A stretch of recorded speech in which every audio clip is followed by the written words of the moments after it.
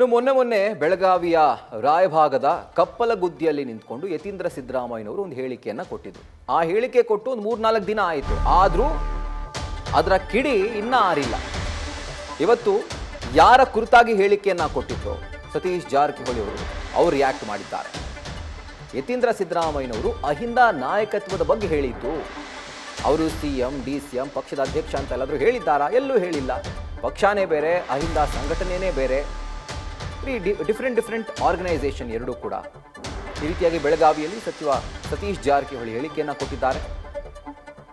CM ಸ್ಥಾನ ಇರಬಹುದು, ಅಹಿಂದ ನಾಯಕತ್ವ ಇರಬಹುದು, ಎರಡೂ ಬೇರೆ ಬೇರೆ.